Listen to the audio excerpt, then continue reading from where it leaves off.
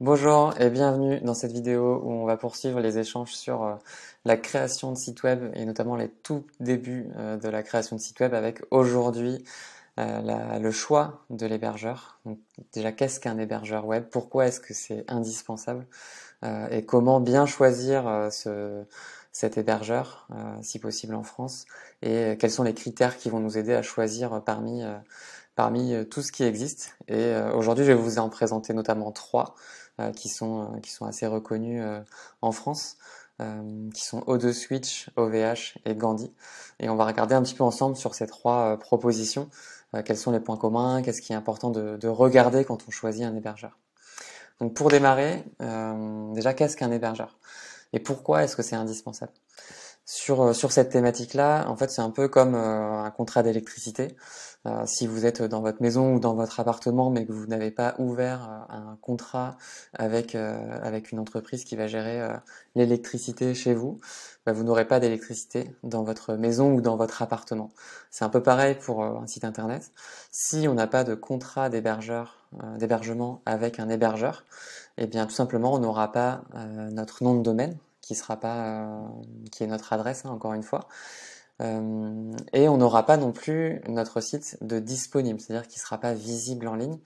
Et c'est pour ça qu'on a besoin de souscrire un contrat d'hébergement à une société qui va gérer 24 heures sur 24 la disponibilité de notre site internet. Voilà pour cette première réponse. Et derrière, quels sont les critères qui vont nous permettre de bien choisir un hébergeur? On va en avoir plusieurs. Et moi, il y en a un qui est le principal dans mon activité de web designer, mais qui est aussi quand même crucial pour la plupart d'entre nous quand on a un service. C'est la qualité du support. La qualité du support qui, dès que vous avez un problème, si vous mettez une semaine à avoir une réponse qui est plus ou moins satisfaisante et qui est un peu automatisée, ça va vite vous gonfler.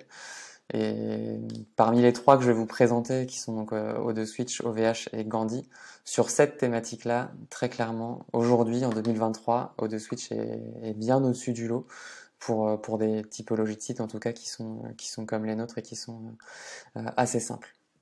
Donc c'est parti pour vous présenter ces trois hébergeurs. Je vais vous présenter directement mon écran et on va basculer sur cette présentation. Premier hébergeur que je voulais vous présenter, c'est donc O2 Switch. O2 Switch, qui est basé à Clermont-Ferrand, qui a une équipe vraiment excellente d'un point de vue support et avec qui je travaille quasiment systématiquement pour la plupart des sites web que je vais créer de mon côté.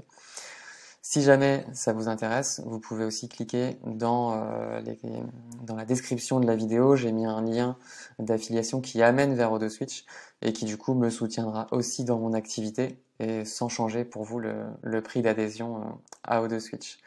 Donc le premier c'est donc O2 Switch, le deuxième c'est OVH, donc OVH Cloud, qui est aussi français et qui est très connu en France, qui a beaucoup je dirais que peut-être trois quarts des personnes avec qui je travaille sont chez OVH, donc ils sont quand même très connus, avec le bémol que je connais aujourd'hui qui est quand même au niveau du support, c'est un petit peu moins qualitatif que ce qu'on peut avoir chez O2 Switch. Ça reste mon avis et mon expérience personnelle, mais voilà. Ensuite, on a Gandhi, qui est un autre acteur sur le marché, qui est aussi très bien, que j'ai chez certains clients, euh, et qu'on va regarder ensemble. Et il y en a évidemment plein d'autres sur le marché. Vous pouvez regarder des articles sur le sujet. Ce qui va m'intéresser dans cette vidéo, c'est surtout de vous montrer, peu importe finalement votre choix final sur l'hébergeur, quels sont les critères qu'on va regarder quand on va sur un hébergeur. Si on regarde sur les trois, donc O2 Switch, hébergement web, donc chez O2 Switch c'est assez facile, il n'y a qu'une seule offre, il n'y a pas de comparaison possible, c'est une seule offre. Et on va avoir en plus logiquement un petit peu plus bas les différents critères de l'hébergement. On le voit ici avec un espace disque illimité, donc ça c'est intéressant aussi. C'est un des critères qu'on va regarder, c'est l'espace disque. En gros, combien d'espace on a de disponible, un peu comme sur nos téléphones, quand on achète un téléphone avec seulement 30 gigas de RAM, de disque dur, ça va être un petit peu compliqué de stocker des photos. C'est un peu pareil sur votre site internet. Si vous imaginez que vous allez stocker des vidéos, des photos, ça va forcément prendre un volume un peu important. Donc ça, ce sera un critère important à prendre en compte. Si vous n'avez pas beaucoup de photos, simplement un peu de texte et quelques pages, ça ne sera pas un critère très important. Ensuite, on va avoir le nom de domaine. Le nom de domaine, pour la plupart des hébergeurs, il est offert dans le contrat d'hébergement. Donc ça, vérifiez-le bien, parce que ça peut être un point différenciant aussi. Et surtout offert tout le temps. C'est-à-dire qu'il y a certains, on va le voir sur OVH, que c'est offert la première année, et à partir de la deuxième année, vous avez un supplément pour le nom de domaine.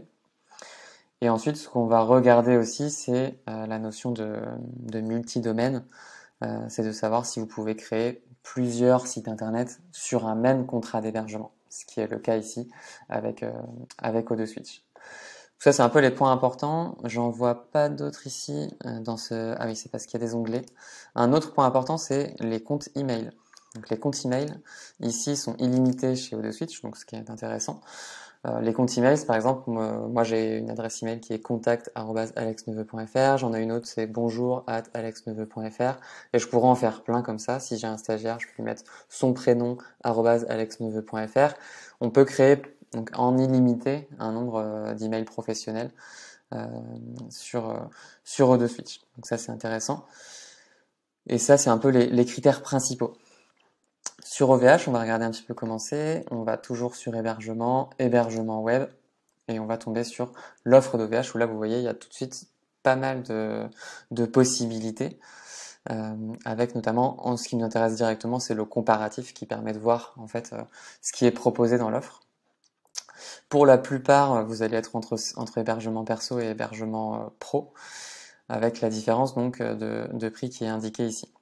On voit que le nom de domaine, effectivement, il est offert la première année, ce qui veut dire qu'à partir de l'an numéro 2, vous allez avoir à payer le nom de domaine en supplément de ce que vous payez déjà. On a un espace disque qui est de 100 Go ou de 250 Go, donc ce qui est largement suffisant si vous avez qu'un seul site, mais si vous en avez plusieurs, puis qui peut commencer à être un peu léger pour celle-ci. On peut créer un nombre de sites un peu important c'est pas illimité, mais on a la possibilité d'en créer 5 sur l'hébergement perso. Pour l'instant, si vous en créez qu'un seul, vous n'allez pas vous poser cette question ce sera pas un critère pour vous, celle-ci. Et ensuite, on va retrouver les comptes email. Donc les comptes email, on les a ici, et la différence, c'est que là, on a le droit qu'à 10 comptes email. Ça peut largement suffire pour 90% d'entre vous. Mais voilà, si jamais vous voulez demain avoir plus, pensez bien à ça. Sachant que quand vous démarrez donc là sur OVH, imaginons que vous démarrez sur l'hébergement perso, vous pouvez très bien, dans 6 mois, passer sur l'hébergement pro pour une raison ou une autre. Il n'y a aucun problème à ça. Et le sens inverse marche aussi. Et Gandhi, on va avoir exactement la même chose. Et ça, en gros, vous pouvez l'avoir sur n'importe quel hébergeur, vous cherchez tout simplement l'hébergement web et qu'est-ce qui est proposé dans l'offre d'hébergement web. Donc là, on a le tarif qui est pareil, progressif en fonction de ce que vous choisissez. Un site maximum sur la première offre, on peut aller jusqu'à 5, donc là ça correspond un petit peu plus à ce qu'on avait sur OVH. On a ensuite 5 sites maximum, ça c'est ce qu'on s'est dit. Le nom de domaine qui lui est inclus. Il est là, il n'y a pas de supplément à l'an numéro 2, donc lui il est inclus pour tout le temps. La capacité de stockage qui est un peu plus petite que ce qu'on avait sur OVH, donc ça c'est intéressant aussi d'un point de vue comparaison. 50 Go, ça peut commencer à être un peu léger si vous avez un site avec beaucoup de photos, etc.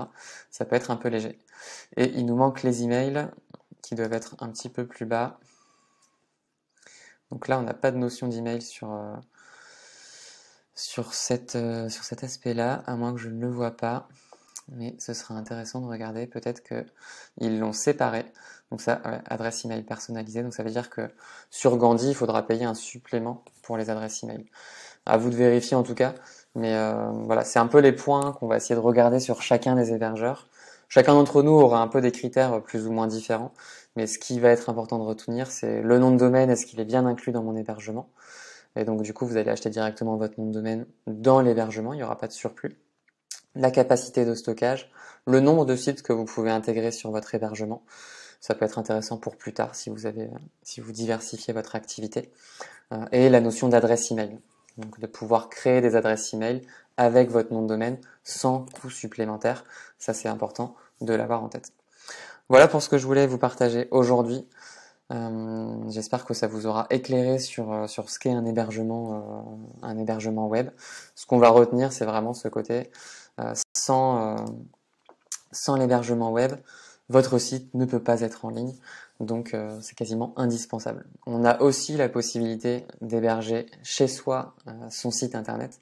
Ça demanderait d'avoir des connaissances un petit peu plus techniques sur la notion de réseau en informatique et sur la notion de serveur aussi. Mais c'est possible pour celles et ceux qui ont envie de se lancer là-dessus. Il y a plein de vidéos sur le net. Mais voilà, ça veut dire que derrière, c'est vous qui avez la pression pour que votre site soit H24 disponible. Et ça consomme forcément un petit peu aussi. Mais voilà. Voilà pour aujourd'hui. Et je vous dis à très bientôt dans d'autres vidéos. Et n'hésitez pas, si vous avez des questions, à les poser directement en commentaire. Et je compléterai ce que je viens de vous partager. À bientôt.